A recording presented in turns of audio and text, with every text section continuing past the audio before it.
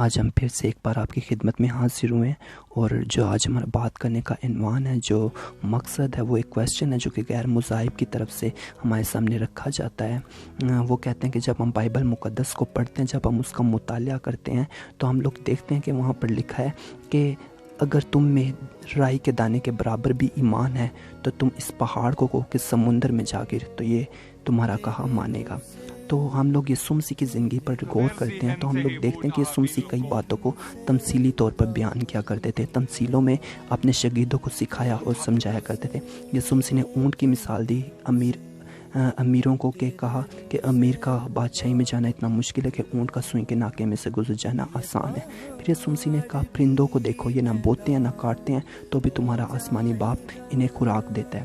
پھر یسوع مسیح نے ایک اور تمثیل دی، یسوع مسیح نے کہا کہ اس ہیکل کو گرا دو تو میں 3 دن میں کھڑا کر دوں گا۔ اور پھر یسوع مسیح نے سلیمان بادشاہ کے بارے میں کہا کہ ساری شان و شوکت کے باوجود بھی اس جنگلی گھاس جیسا ملبس نہ تھا۔ تو اگر ہم لوگ دیکھیں تو یسوع مسیح تمثیلوں میں باتوں کو کیا کرتے تھے۔ اس کا یہ ہرگز مطلب نہیں تھا کہ وہ ایک پہاڑ کو ایک ایماندار کو کہنے کہ تم اس سے ہٹا دو، وہ اس کو نہیں، بلکہ اگر ہم یسوع مسیح کی زندگی پر غور کریں تو یسوع مسیح اندھوں کو آنکھیں دیتے تھے، لنگڑوں کو چلاتے تھے، مردوں کو زندہ کرتے تھے۔ انہوں نے 4 دن کے لازر کو زندہ کیا، یایر کی بیٹی کو زندہ کیا، انہوں نے کوڑیوں کو پاک صاف کیا۔ 12 سال خون جس عورت کے جاری تھا، یسوع مسیح نے اس کو شفا دی۔ اور اگر ہم لوگ دیکھیں تو یسوع مسیح دکھیوں کے لیے سہارا بن کر آئے تھے۔